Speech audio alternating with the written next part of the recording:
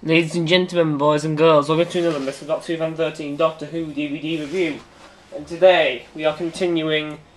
Actually, we're nearly at the end of this. Well, I've got some more requests since my last recording session, so you know what, we're not actually nearly at the end of this bunch of requests. We've got 5 more DVDs to review, including this one. So, still not that many, but I would appreciate it if I had a few more requests. Maybe you can just post a comment requesting a certain story or DVD, or a certain DVD that you want me to review. Anyways, today's DVD is going to be The Twin Dilemma, requested by Doctor Who Fan 3. So thank you very much, Doctor Who Fan 3, for requesting me to review this DVD. If you want to visit his channel, link will be in the description below.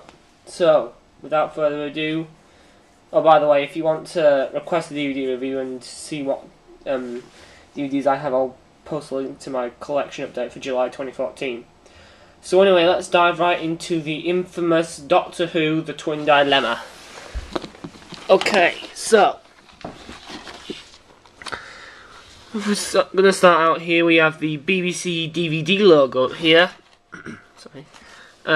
Doctor Who, The Twin Dilemma. Then for the cover art, we just have the new opening title sequence in the background with the Doctor, the twins beneath him there. Then to his left we have, I've forgotten his name now. And to his right we have that beetle monster. And it's rated PG. It's from the Colin Baker years, 1984 to 86. On the spine we have Doctor Who, The Twin Dilemma. You have 6 Doctor pictures. We have the Doctor standing proudly outside the TARDIS. We have, I don't know what that is, I've forgotten. I think it's that, I know what scene it is, but I can't really describe it. We have that guy. That's a scene where the Doctor is thinking.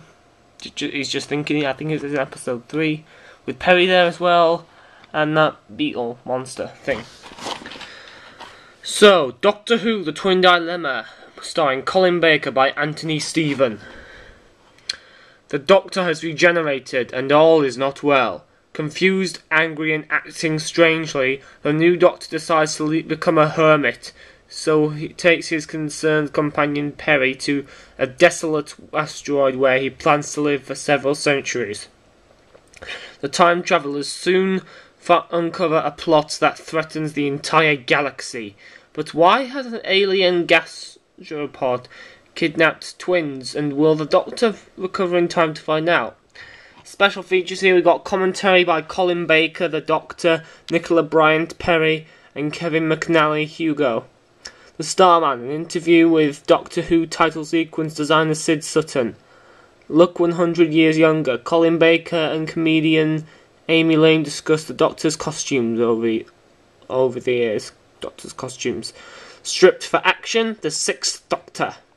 A look at the 6th Doctor's comic strip adventures in Doctor Who magazine. Breakfast time. Colin Baker and Nicola Bryant were interviewed on BBC's Breakfast TV show. Blue Peter. Colin Baker interviewed on a long-running children's programme. Continuity. Continuity announcements from the story's original transmission. Radio Times billings on DVD-ROM and PC Mac. Production information, subtitles, photo gallery, Easter egg, coming soon trailer, forgotten what that's for now, and digitally remastered picture and sound quality. This story was originally broadcast on BBC One between 22nd of March and 30th of March 1984. Produced by Jonathan Turner, directed by Peter Moffat. Sleeve text by Maury Lang, cover by Clayton Hickman. Then inside here we have the production notes. We have chapter selection. It's a 4-part story. Then inside we have information on people who do commentary and special features and all that good stuff. And then we have the disc for Doctor Who: The Twin Dilemma. Okay, right. here we go with Doctor Who: The Twin Dilemma. Now, as for my opinion on the story, this is pretty bad. I'm not going to deny that. It's pretty bad. But it's not the worst Doctor Who story to come to television. In fact, Doctor Who magazine, I think recently did a poll of Doctor Who stories from best to worst. And the readers, once again, voted The Twin Dilemma as the worst story.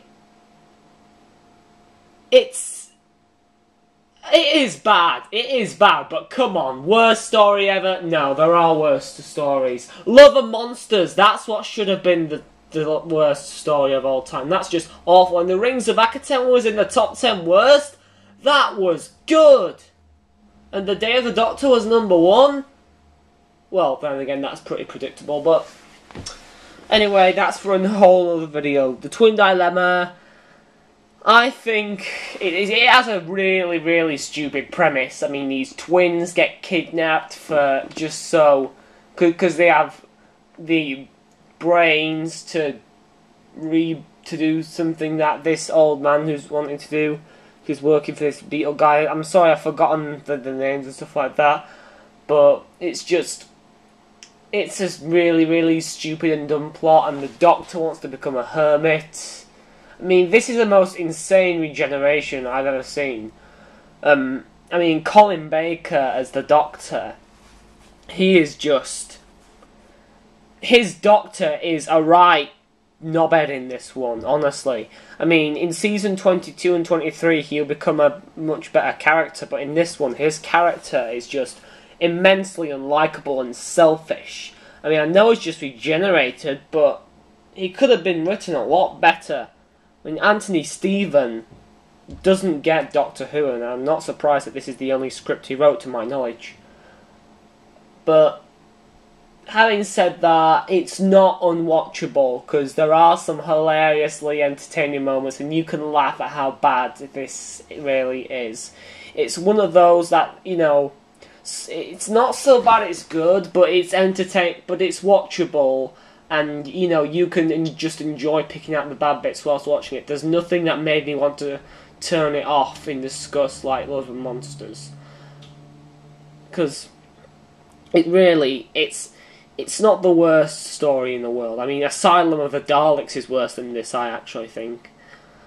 What other worse? So, in fact, you know what? This isn't as bad as, say, Terminus, or Time Flight, or The King's Demons, or Trial of a Time Lord, any Pip and Jane Baker script, really.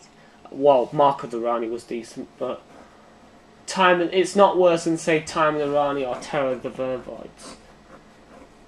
But it still is pretty bad, and you know, the story itself, it's not one that I'd recommend picking up to start your collection, unless you want, like, you know, just... I mean, if you want to laugh at how bad it is, then by all means go ahead. But if you're looking for a good story to start your collection with, this is not for you. If you're a hardcore Whovian, obviously buy this. This is only for hardcore fans and those who are wanting to watch it out of curiosity. But don't say I didn't warn you, because it is a bad story.